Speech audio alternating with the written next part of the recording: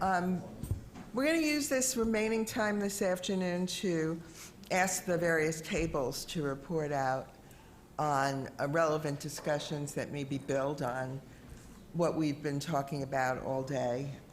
Feel free to take your own break and come back, or whatever. I was at table 1, so is there anybody else at table 1 who would like to talk? And if not, I will come back to table 1 after we hear everybody else and do it myself, but let's get more people talking. Anybody from table 1? Okay. Table 2. Well, I was at table 2, and I would characterize our discussion as filled with energy. And we hit upon some interesting issues that hadn't been talked about this morning. One issue, for example, we started off with the question we thought we were going to talk about was the question of the sweet spot in terms of de-identification. That is, at what point do you get to a place where things are sufficiently de-identified for protection's sake, but not so de-identified that you can't determine what the most important operative variables are within a problem space that might account for learning, for example. And we started off there, but we quickly got around to the issue of privacy concerns, and particularly privacy concerns within the private sector or within the, quasi-public sector like not-for-profit organizations and the like. And I think one of the issues that I think that surfaced again from several of the folks who work in either private companies or in some kind of not-for-profit was a desire, since they're sitting on all these rich databases, to work with researchers on problems of mutual interest and the like. As it turned out, the several issues that had some tension around them emerged, and that is, what do private companies use data for now? And I think what happened is that conversation was colored by the what we know about so many of the current social network datas and networks and private companies and how they mine data for commercial purposes and the like. But I don't think we ever really got to a point where we found a sort of a productive way of thinking about how particularly academic researchers could collaborate with private and quasi-public institutions to do research. And some of the issues that we got to had to do with, I think, implicit in the tension we were dealing with was the question of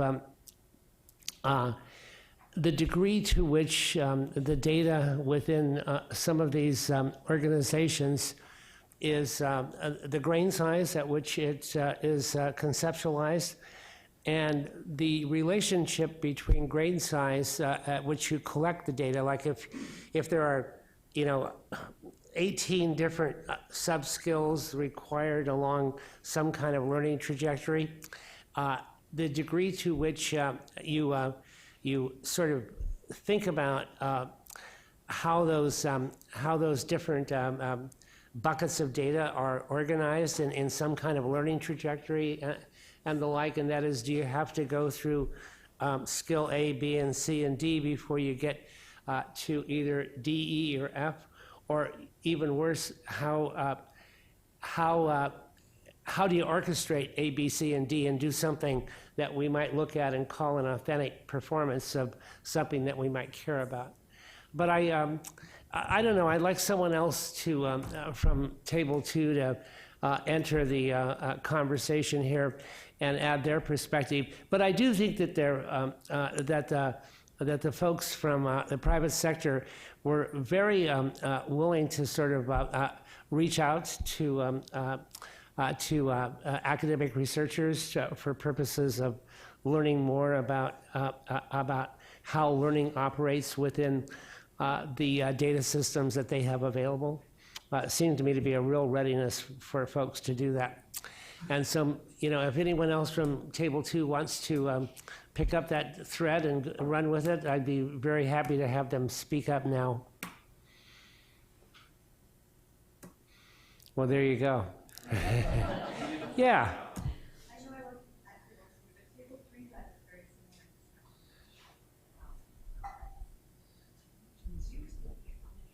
Oh, Mike? Sorry, I forgot about Sorry, post-lunch. Tired. We were taking it from interesting perspectives that complement what you were saying, but also go in a different direction because we had parent advocates and legal scholars at our table. And so we were discussing the expectations that parents and teachers might have of trusting institutions that may be sharing their data outwards or may not understand how the data is being used or how it's being shared. And one thing we raised is that something that's come up in the panel discussions is that the in bloom discussions really might have been the first time that parents and teachers were talking more about student data, and unfortunately that coincided with the Snowden incident, the News Corps incident, and what one am I forgetting? And the Target data breaches all happening sort of at the same time, and student data collection and sharing being conflated with advertising and with the potential for tracking, even though we're using it for research, even though schools are using it for programmatic purposes. So that was how we were discussing kind of the private where fears came about around privacy. And I don't know if you want to add anything, or if I don't want to put you on the spot, or okay. And I won't point out any of my other table members. Okay. Could I follow that up with a question? Sure. We heard in health that the risk is not from the research, but from the repositories of the health data itself. So why isn't that distinction being made in education? Here are these administrative data sets that states have, that districts have, and whether or not researchers use them, they could be breached, they could be, so I'm curious about that. From just a privacy lawyer perspective, I think a lot of it has to do realistically with the principle of data minimization. The fewer places it is, the fewer places it can be breached. And secondly, it's linked to transparency, which I imagine is the same issue you have in health, but just as when there's a major issue, as there was within Bloom, issues rise to the surface, and a lot of people, as Monica was saying, learned for the first time for many of them that schools were collecting substantial amounts of data and sharing it with third parties. And it just happened to be that education data's time to rise to the surface, I think, more than anything else. But certainly issues of trust, issues of transparency all fold in the fact that you can't opt out and you don't tend to opt in to the collection or sharing of education data. And that reminds me that we also discussed consent and how slippery it is. And I don't know did you want to add anything about that? Or Well, one aspect of consent, I think, was that for control groups, if you just access student data, you often don't need any consent, and then when parents find out, they can be very upset about it.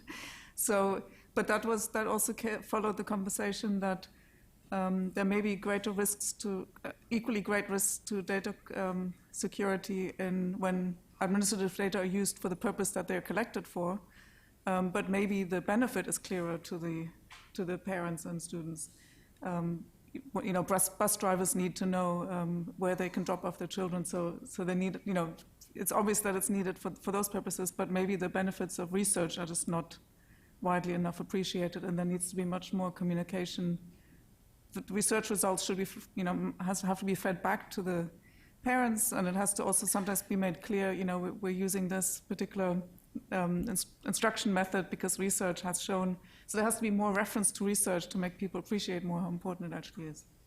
So that was another thing. So we, at our table, certainly discussed that too, examples of really good use. But just to push this a little bit, if you take the data minimization argument, the states that are making laws now aren't even really aware of the research use. They're just really thinking about the administrative use and the districts have it. Some of the companies have the data because they develop curriculum. Is alerting them to research use even a danger? Because it'll just trigger more regulation and more legislation to control the number of people who have research. They actually already know about it. So They do, okay. I have numbers in the handout that'll be passed out tomorrow of the number of laws and bills that have been introduced. In shorthand, the one number I can remember right now, 19 states have passed laws that have a provision specifically directed in this student privacy bill at researchers. So they're aware that research is happening. There are parents who are objecting, and it has varied by state on how they've dealt with that. Many of them have been quite reasonable and have just said we need to have a governance structure in place, but others have gone much farther and actually limited a lot of research. And just to further develop our discussion of consent, we talked about the inability in many cases to opt out. So for example, if you want to opt out a student from Google Apps for Education, as one teacher put it at another meeting we were at, you're opting out of 7th grade, right? So it's a binary option. It's either or. It's not necessarily, like, for example, a low stakes example is walking through the door today. If we didn't want to be filmed, we just couldn't walk through the door, right? And if we want to consent to being filmed, we walked in, we didn't know that there were other cameras in the room. We might not have known, and I don't know if they're on, and it doesn't really matter, but we didn't know the different dimensions of what we were consenting to. Some of us might not have read the page very carefully, which is exactly what happens with terms of service, right? That we're just clicking and we don't know. And here it's really low stakes. But for parents who don't have understanding, and we as the public who don't have understanding of how data is working, there's a lack of transparency for these parents, and they may not know what they're consenting to, which goes back to what Stanley was saying earlier, that a lot of this consent requires transcendent knowledge. So we might be consenting at one level, but we don't understand the layers and levels that are actually happening with our data use. Did that cover? Okay. So you obviously must have come up with a solution at your table. So more transparency, clearer, informed consent about subsequent uses? I mean, certainly the thing that we brought up was you have to build trust. There's not, one of my favorite quotes that I am now stealing for everything is there's no silver bullet, but there is silver buckshot.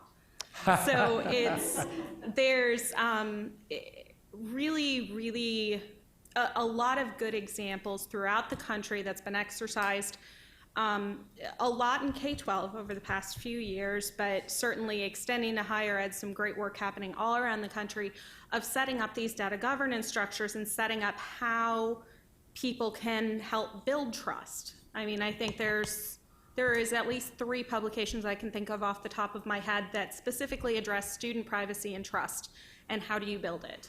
A lot of that is transparency, the ability. Last year when we had a particularly large number of bills that were damaging to research, particularly at the federal level, one of the things that I did was call around to some researchers and say, what are the benefits? How can I, as an advocate, how can others make your case to our members? And there were some people like David, who I talked to, who were really able to explain that to me, but many people that I talked to weren't able to tell me, as someone who's a lawyer, who works in this area, who works in education, who works with data a lot, concretely, well, what good is this? And if we can't even explain it to those of us who are in the conversation every day, how on earth can we be expected, or can parents be expected to trust us with the data that we're having? So being able to be transparent, to speak clearly, to give information to people about how we're protecting the information proactively and not just reactively. I think all of that lends itself to not one solution, but several little ones that everyone can contribute to. Just to pick up on the trust theme for a moment, trust requires communication, and communication does require transparency in the conversation. And I don't know what things are like at your IRB, but at my IRB, there's no way that the letters of consent that we send out to parents to seek participation in a research study could ever build any trust of any kind, because the university lawyers require us to be so careful in the language we use that I don't think that there's I don't think there's more than 10 words in any given letter that occur in the first 20,000 words of the English language. I mean, it's really it's very obscure, and because they want it to be legally precise.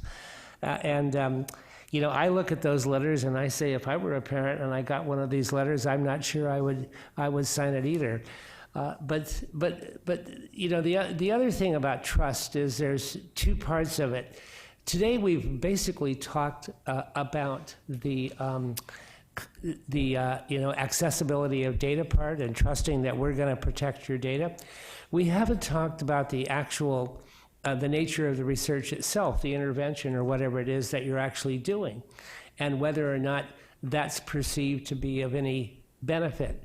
And talking with parents again about the benefits of participation is a strong part of what those of us in educational research have to deal with. Maybe not so much on the big data problems because you're working at a very different level, but certainly in terms of any kinds of research activities inside classrooms and the like. So one of the discussions at table one, I'll get you in a minute, was about developing examples of partnerships where the trust has been built and where the data have been collected with joint participation and where there have been real benefits. And that one of the things the Academy could do would be to collect such stories. So I'm curious if any of you have been involved in such partnerships, whether you were able to convince your universities to change IRB language so that it could be more easily understood by the other partner, or worked in some way to involve your IRBs in understanding the unique nature of this partnership of trust.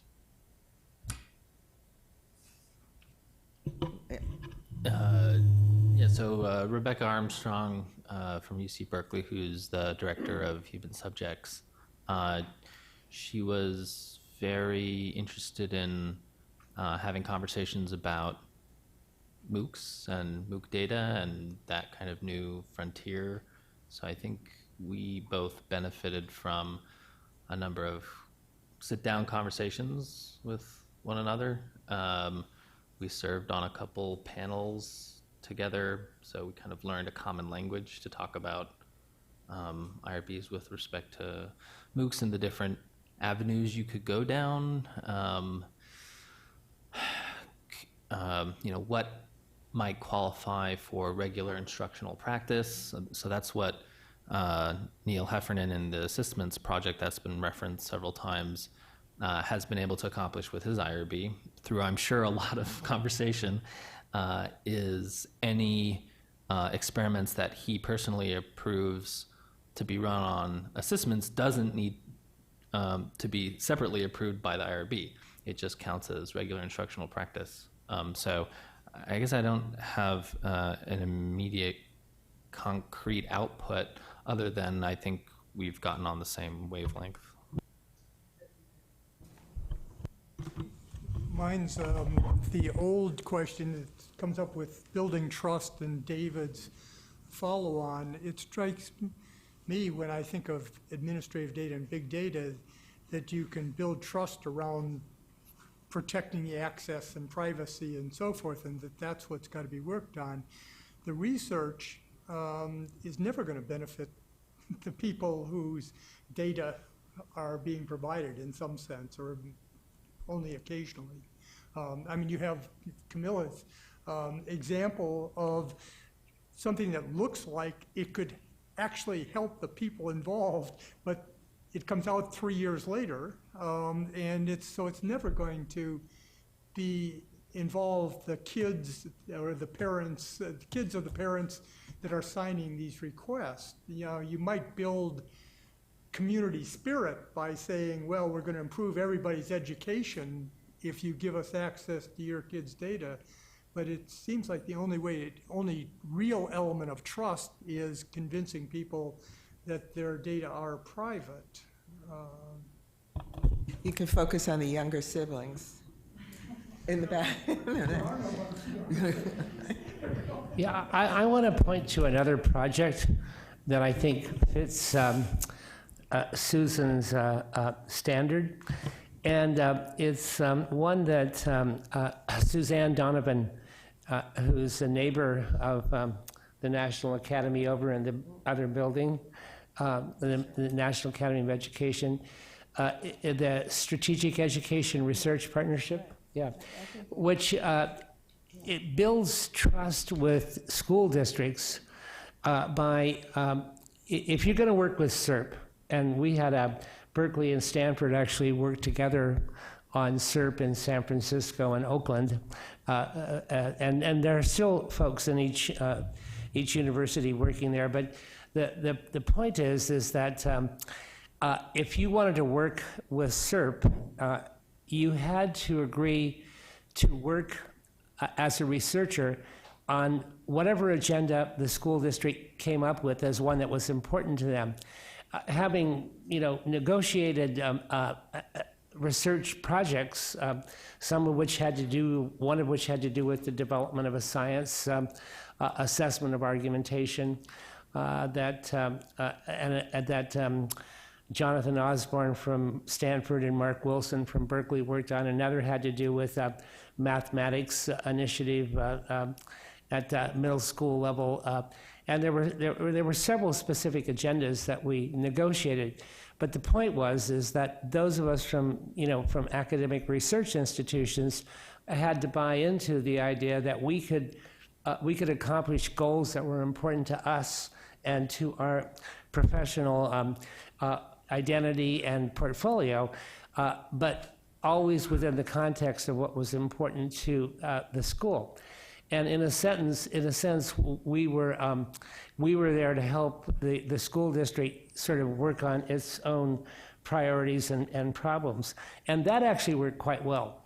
It's still going on, and as a matter of fact, it's almost a decade now that there have been some set of activities within those two districts related to the SERP work. And I know there's a cell in Boston and one in the Midwest, I think, centered around in Milwaukee and Chicago.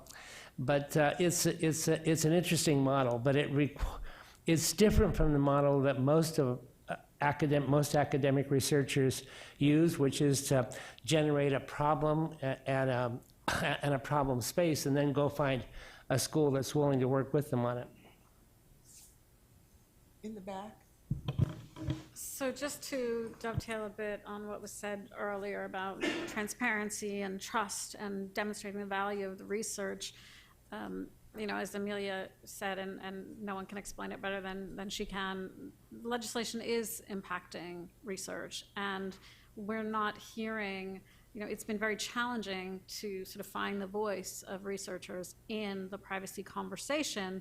So, and it's so critical because we can have privacy and we can have data security, but that doesn't alone build trust. Unless we can demonstrate the value of the research in a way that does actually demonstrate to the parent how this is valuable to them and to their child, we're not going to get agreement, because parents will say, yes, that sounds great, just don't use my child's data for it, use someone else's.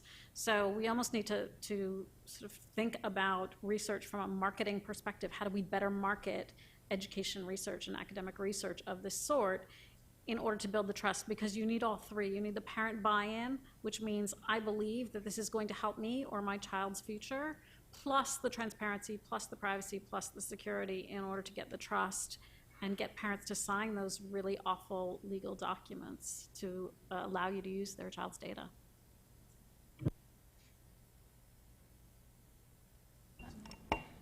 So I recently wrote a report on data use that has benefited education in a variety of contexts.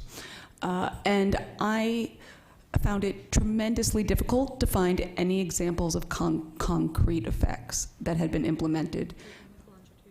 Yeah, even with longitudinal studies, in ways that were contemporary and translatable to the general public. And there are many things in development and the technology is emerging, but I found, and I had to trawl through lots of papers that people in this room have written, so thank you, people, but I'm not most people, and yes, well, shh. But I found it really interesting that even among the researchers I know who are so passionate about the changes that can happen and the improvement that can happen, there's not a lot of communication with the general public. There's a lot of dense academic prose, but it doesn't necessarily go beyond that. And that's not necessarily the researcher's role, but even just from the small report I did, which was just a basic summary, I got such a tremendous response to that because people said, oh, wait, I have something concrete to point to right now. And those are the sorts of resources that I think people can develop in networks together. It's just a matter of information sharing. Good suggestions. Andrew? Yeah, so you may have noticed I cited your paper. I have been talking about partnerships in the paper and this morning. I sense a skepticism from Rick, and I just want to acknowledge that I see where he's coming from. We shouldn't have to market, right? This is, we're participating in this specific process of public education in which we're all participants with each other. That we shouldn't have to make this argument. So I just want to acknowledge the frustration there that all of these, we shouldn't have to beg a district or a state for data. It should be part of what we do as a learning system. So I want to acknowledge that, and I think that that's something that's very important. That said, I think we can make a case, but I think it's also important to say we shouldn't have to, and it's regretful that we do. But that said, I do think that it's not bad that some kinds of educational research does have an impact near term on teachers and schools, and I am less cynical than Rick is about the possibility for administrative data to do that. If you look at the researcher practitioner partnerships in IES, a lot of that is about fitting models from past years' achievement data, and not just achievement data, but also attendance rates and what have you, and then applying them very quickly, quick turnaround to current students, plugging in the same variables and getting estimates of people who might be at risk. Now, I've criticized those models as being incomplete because prediction isn't all that we need. We also need to know what to do with those predictions. But that said, I do think that there is near-term promise, near-term, right? Those can be implemented fairly quickly. That said, I do think two things are important. We shouldn't have to beg, and yet we can. we can make a good case. But I think both points are important to remember. So I just want to respond. So the argument that the data that people should not, that researchers not have to beg for the data and the data should be available. So in lawyer terms, that's saying that education data is a public good. That is a big sell. It's a big sell when you talk about people's personal data. I'm not saying it's not possible. I'm just saying it is a strong claim. I understand.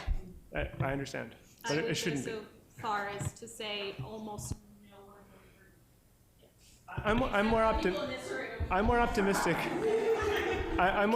Don't forget, we're not talking about, again, let's make another distinction I tried to make clear this morning between primary research and secondary research, right? This is all, I'm speaking in particular about administrative data and secondary process data that does not involve, through FERPA, does not involve consent. This is part of the exhaust from educational processes. And for those data, I think a very strong warrant should be made that those are a public good. Now, you subjecting yourself to my studies, that's a separate issue entirely, for which we should have to make a strong, compelling case and establish trust. But I do think that for secondary data, this is frustrating, and also we can do it.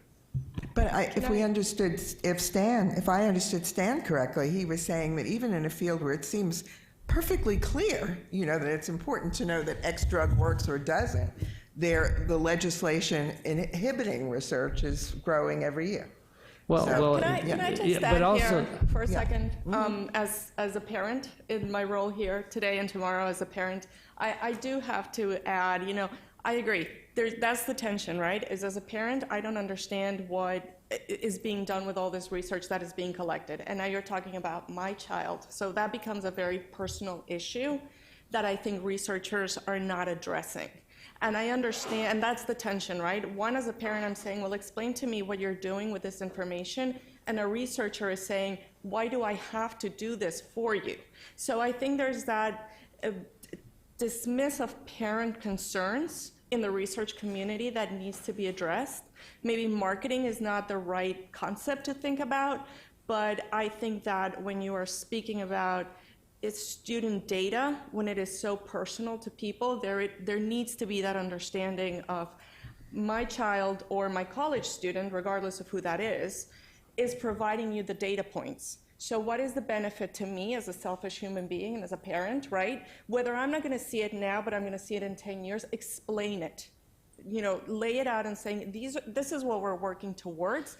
And I think you're going to have a lot more buy-in, not just from parents, but also from the school districts. Because as a school district, a lot of the public education and the public data that you most have access to, which is not private schools, right? Public education, they're budget strapped. So when the research comes in, you're asking them to do even more work that they can barely do every day.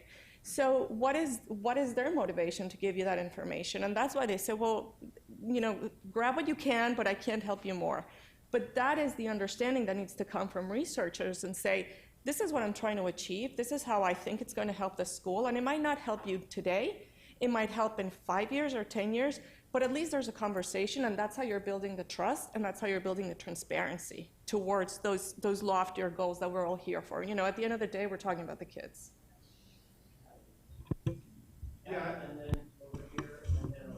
I think that's a really helpful comment, and I think it is reflective of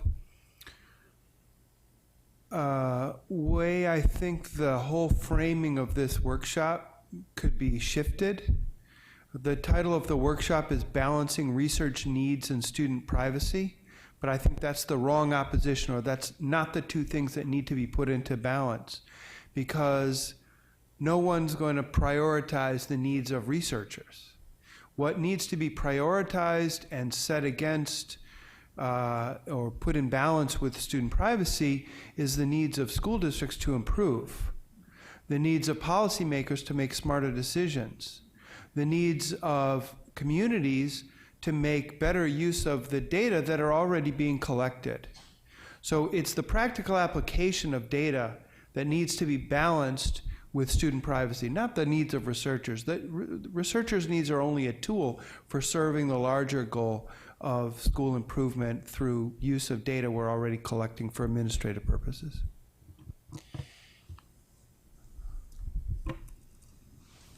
So I'd just like to argue that although empirically researchers shouldn't have to make an argument, I feel at this point in history they absolutely have to. Mostly given the fact that given the identity, the personal nature of all of this data and how it has gained a new perspective in American society today, given a lot of things that are going on in political climate, that systems are being built against people, you absolutely have to make an affirmative case for yourself as to why research is a positive tool for all communities, level of disenfranchisement regardless. There's an inherent distrust going on right now, and fundamentally people in this room and I also agree that education research is a good in the whole, but historically that hasn't always been the case. So the empirical argument that there needs to be no case doesn't stand today, no matter what your individual intention is. Over here. I actually am supporting that point, and I just want to say that I think that as researchers in a civil society, we do have a responsibility to be reporting, and I think this goes back to asking what the purpose of our work is for in the first place. And while it doesn't, sometimes it is knowledge for knowledge's sake, but in educational research, it's generally has a specific point and purpose. And just one other point is that in graduate school, I know that for most of us, we're never taught how to engage with the public. We are never taught how to engage with the public. So if this is something that we're going to commit to, this is something that needs to be part of the curriculum, and or we need to be at institutions that have PR that can do this for us. But this needs to be integrated in the curriculum as a responsibility and as a skill. So just at Penn, we had a community research assistant on staff who was working with the community. So Yeah, I also want to point out that in the last week, I've seen 2 op-eds by 2, quote, researchers, one in the New York Times on Sunday, David Kerp, a colleague at Berkeley, writing about, I think the title was odd. It was this, get him glasses, but the point of his article was about the impact of community engagement on improving local schools. And he actually, I don't know whether it was big data, but he was really basing his recommendation on findings from large policy analyses of I think maybe one school district and then one sort of analysis of a large federal data set. So there's that one. And then there was one a few days before in the Washington Post by Pam Grossman, the dean, where Susan was dean at Penn, talking about the active ingredients in teacher education. And I think both of them were written they were written for a public audience. And now you can argue that the New York Times and the Washington Post are not the right level of pitch. Maybe it needs to be more USA Today to be, fully communicable to the broadest audience. But I think there are many scholars who are trying to make that journey into the public, the public press, media, and to communicate directly with the public about some of these research issues. And I do think that also. Oh, sorry. Yes. I just want to say as an outsider, I spend not that much time with research groups, but I actually spend a lot of time with presidents and provosts and with government officials trying to figure out where their budgets are going. And just in today's climate, everyone is defending, right, what they do. Police are no longer like, oh, of course you need police, of course you need defense, of course you need the government. We're challenging everything. And so while we have a great American tradition of sponsoring research, and that will continue, if you don't believe that you have to communicate your value to society in a way that's impactful, then I think you're missing sort of the state of what our education is. Education's not actually doing that great of a job for the people that need it the most. And so therefore, continuing the sort of current practices isn't good enough. Things are getting shaken up, and you're part of the solution, but you have to explain how. So I've been sitting here listening with fascination. So I'm not sure everyone knows who I am. So I'm Liz Albro. I'm the Associate Commissioner for Teaching and Learning at the National Center for Education Research at the Institute of Education Sciences, which is the research arm of the Department of Ed. And I think that this conversation has been very helpful in terms of thinking about the cycle of research, right? I'm sorry, I can't talk with my back to you, and I know I need to be mic'd. But essentially, we've spent a lot of time over the past 5 to 6 years thinking a lot about what we've been calling dissemination, which is really sort of how, so parents are not our direct constituent, right? As a parent, I totally hear you. But our constituents are people on the Hill, are our colleagues in the Department of Education who are trying to do the best they can to implement practices to improve student outcomes. And we want to make sure that we can provide them the information they need in order to do their job well. And we believe that research has a critical role in that process. But we've been working very hard with the researchers that we fund to say you have to talk to more than your scholarly colleagues. And it's not easy. And I think, Monica, you really raised a really important point, which is that as researchers, we're not trained to do that. And in fact, there are disincentives for young investigators, particularly young in terms of not age, but young in terms of their time on the tenure clock, to actually engage in public discourse. Because if you engage in public discourse, we're not talking about op-eds, we're talking about Twitter, Facebook, any of these things, you can find yourself fired, right? Or off of, no longer able to do research. And so there's this real, very, very interesting tension. How do you continue to carry out your research, be scholarly, but then join this public conversation in a way that helps us address these critical needs? Because I think everyone that I work with in the education research community wants to improve outcomes for whatever level they're interested in, whether it's the individual student who's struggling to learn mathematics, or whether it's how do we help principals make appropriate decisions about whether to spend money on school buses or new textbooks. So it's just a fascinating conversation, right? We started out with access to data and how to make sure that we're retaining privacy, and we've ended up in the other side, which is how do we then communicate out what we're learning. So we're trying and would love appreciation, would love input in terms of thinking about how well we're doing. Sorry, it's the end of the day. I need appreciation. No, not really. So it's great conversation because it's terrific for the Academy's next steps to hear all this. Table 4, anything to add to this? Well, we had a rich and wide-ranging discussion, which means that it's not easy to summarize. A number of people who were at Table 4 have already spoken out and participated in what came up to date.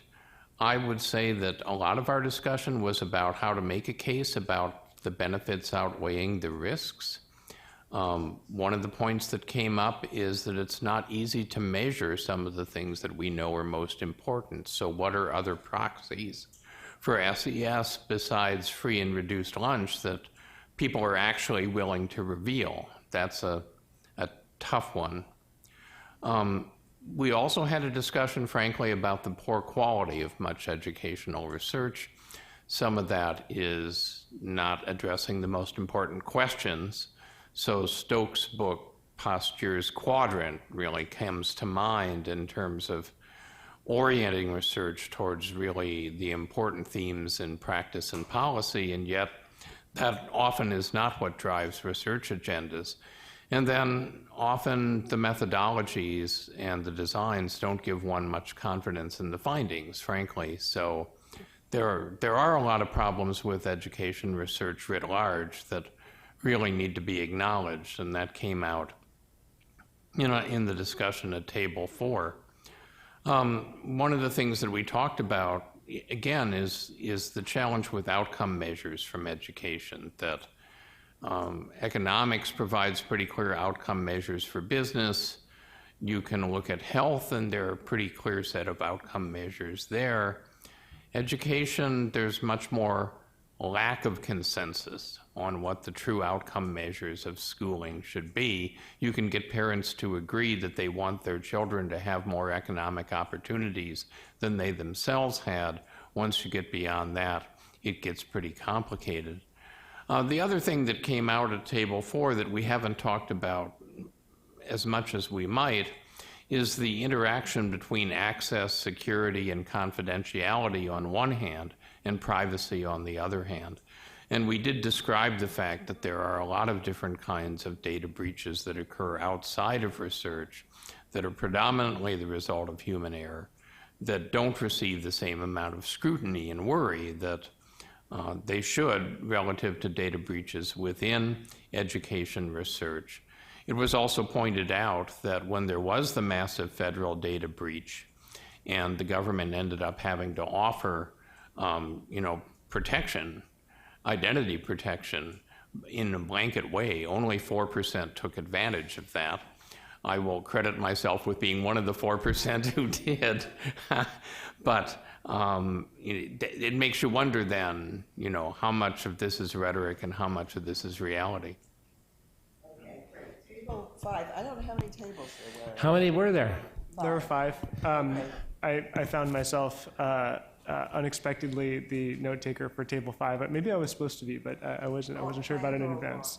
But we had a great discussion as well. There were a lot of points to summarize, and it's hard to do at the end of a day, so I just put it in the Google Doc so you can access it here. I think it's on page 18 towards the end or so. I want to highlight a couple things, though, a couple highlights. First, we had a similar conversation about how to make the case for research that is both effective and ethical, right? We don't want to coerce participants, exploit vulnerable participations, or oversell the benefits of research to participants. So we talked about walking that line and making sure that we are honest when it comes to describing the benefits of research, because they might not always be clear and they might not always be there. So yeah, and it just reflects, it just causes me to reflect on Adam's very good point about reframing the workshop entirely. And actually, I realized in my background paper I did that to a certain extent. It could be punched up more, but emphasizing the value of partnerships and the impact of past research was entirely what it was about. I think it does give short shrift to basic research, and that's a question that was asked sometime today that we haven't returned to yet. Ken Kadinger, I think, had to leave, but I mean, his research is of the kind from time to time, although some of it definitely has an impact on schools. But a lot of it is of the eliciting canonical learning progressions that might not have an immediate discernible utility for teachers and parents and students. But in any case, it would be interesting to get some thoughts about that.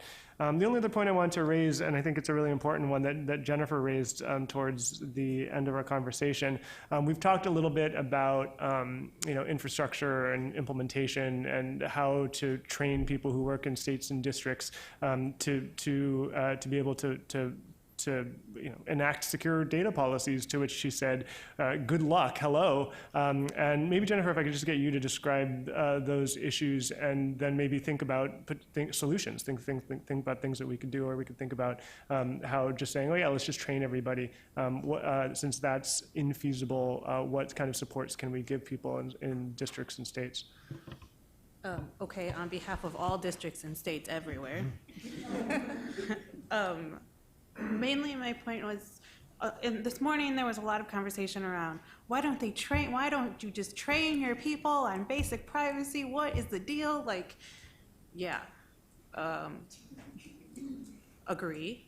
But there's also no general common understanding of what that training would consist of. I mean, training our employees to lock their computer screen every time they get up and leave is very different than training them in coding variations, training them in different encryptions, identifying the need to address individual students on a daily basis just to basically do the functions of our job as a state agency, and balance that with the large data sets that we work with. But also, my main point with that was, this is one of many conflicting priorities that we have, even as a person who works explicitly in governance and data at one institution. This is one of many things that I look at every day. How do I balance that with the needs of about 100 other stakeholders, and really making your case and saying, you know what? As a researcher, it would really be beneficial to have your people, my data staff, they're not my staff, I'm not in charge, to know this is the basic implications of what we're looking at, making the case for research on that level, which would, one, reduce people's fear of losing their job, for sharing data, and two, make it easier for us to just take the data in the first place, know how to organize it best for multiple users, for the federal agencies, for the districts that we turn the data back around to, and for researchers simultaneously. The difficulty with that is every single one of you has your own way, your own view, your own methods. And so I guess what I'm asking for is a bit of patience. But also, like, gentle guiding hands is also beneficial. Not being like, oh, these agencies, they don't want to help us at all. Like, that is not true. Like, we exist to help improve students' education. Very, very beneficial, the work that you do. But if you make it harder for us to know what you need, then nobody's really happy. Rick, and then I'm going to conclude with Table 1. Well, I wanted to pick up on a theme that came up back on trust over research and the results are going to be useful, that came up with Chris and on around the table. And I was caught in particular by David's comment about, well, we've got efforts to advertise research right now, and that examples you use brought up the point that there's a lot of disagreement in much of this research. So Pam Grossman, my old friend and old neighbor, wrote an article that I thought was terrible in terms of the policy kinds of arguments that she was making about trust the good school system of Detroit and get rid of these charter schools that is making it difficult for the good schools of Detroit. And so just arguing that we ought to, in fact, promote research as if it's a monolith is a little bit problematic, because there's a lot of disagreement about what good educational policy might be today and out of the research. So I'm not going to try to agree with you, Rick. There's disagreement. So Ken had to leave, but he was at our table at Table 1, and he suggested two kinds of continua, which I think might be helpful for our thinking. One has to do with the nature of the research. So, have this very exploratory, kind of basic stuff that could be done with completely de-identified data. And then you could have more focused and hopefully more applied and useful and targeted research where you would want to continually add in additional data sets, do more longitudinal work, things like that, which might require different kinds of access considerations. The second continua takes off on David's point of a sweet spot and argues there is no sweet spot but a sweet manifold. And I love that someone would just use the term manifold in a casual conversation. But so the sweet manifold might be building on his matrix, his 3x3 matrix that was in his slides of the kind of questions, and therefore it's not really the kind of questions, but the extent of de-identification, and then the kind of controls that one might put into place. There might be completely de-identified data, that's one kind of control, but then there could be controlled access for other kinds of data. And these different kinds of access controls, we could think about this afternoon's discussion about data centers or special applications for certain databases. So we could actually build some hypothetical control system.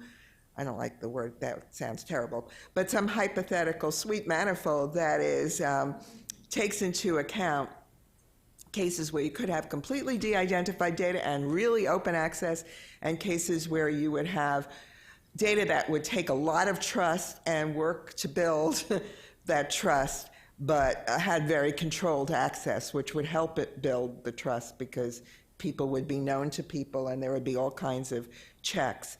And the controlled access might also build on training. There's something I learned about, you probably all know about, city training, which is for people using federal health data, and maybe even more broadly for all I know, but which is gives somebody a certification that is then necessary to go on to further steps. So I think we got a lot of good concrete ideas, and thank you all. I think we put it all together.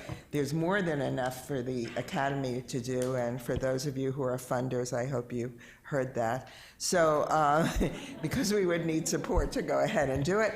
I'm going to suggest that, unless anybody has something urgently to add, we adjourn for this afternoon. I have one thing to add, and that is tomorrow.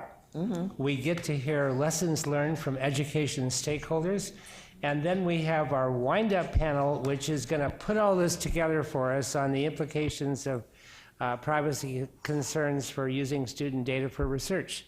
So we'll look forward to seeing you all tomorrow and hearing from those two groups, and then reflecting on it all at the end.